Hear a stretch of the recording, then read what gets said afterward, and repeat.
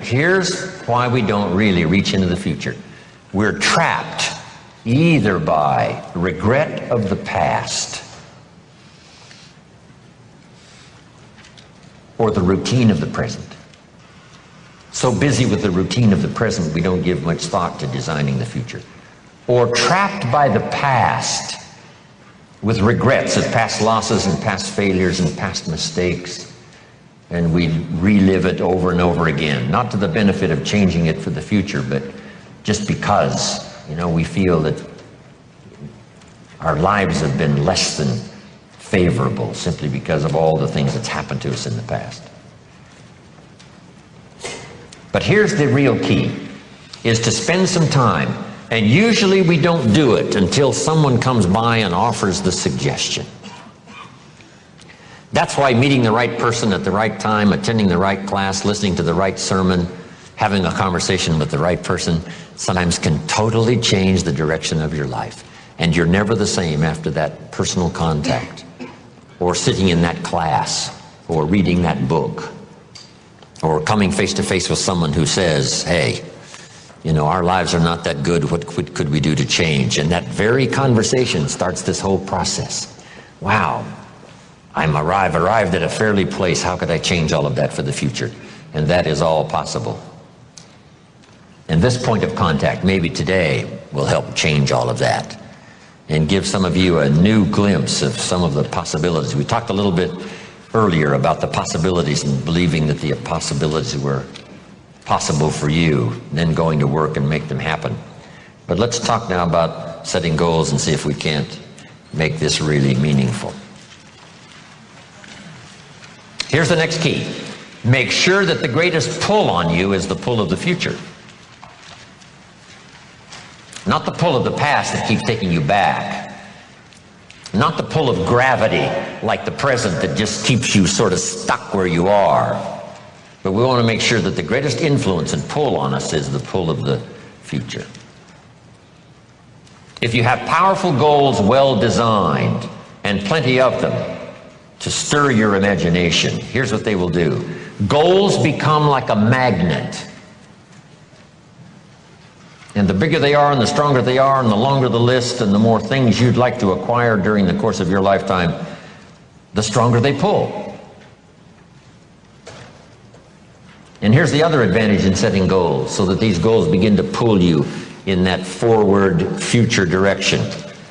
They pull you through all kinds of downtime, all kinds of nighttime experiences, all kinds of winters.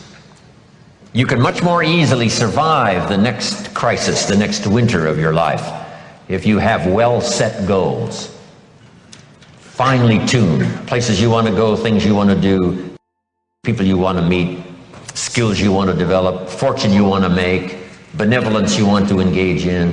If all of that becomes powerful and clear and you're on your way, I promise you, no matter what happens, those goals will pull you through. You won't be lost in the middle because you'll be able to see beyond. So with that in mind, let's now engage in this little session. It may be one of the most important for the weekend, designing the next 10 years. I want you to take a fresh piece of paper, or at least put a title up on one page and call it Goals Workshop.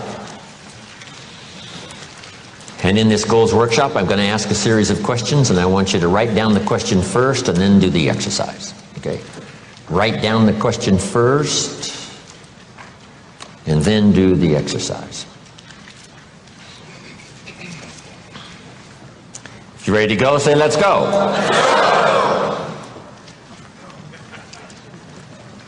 Here's number one.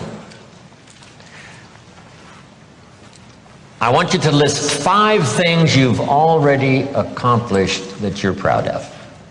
Make a list of 5 things you've already accomplished that you're proud of. Because all of us have set goals, maybe haphazardly, maybe spasmodically. Even when we were kids, we wished for something, worked hard, and sure enough, we got it.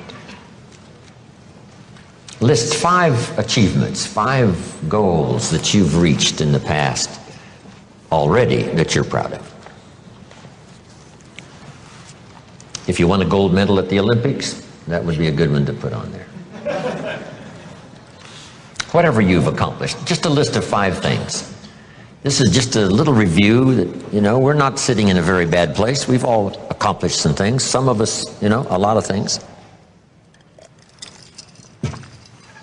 When you're working with children, this is a good exercise to start with. What have you already accomplished that you're proud of? In this little country town in Idaho, I graduated 3rd in my class in high school. And I'm going to another class reunion in September. I graduated in 1949, 3rd in my class. I was pretty proud of that, because I wasn't the smartest kid in the world. But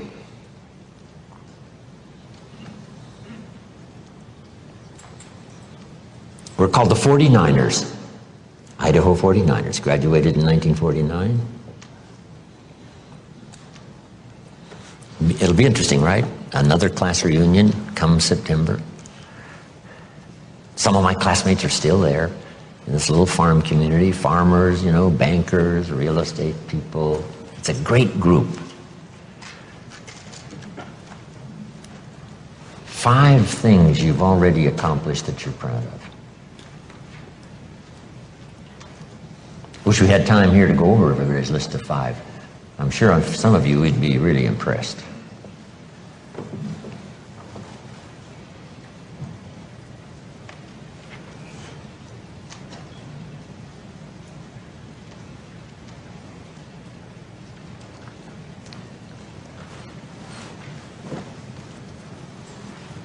Five things, 5 achievements.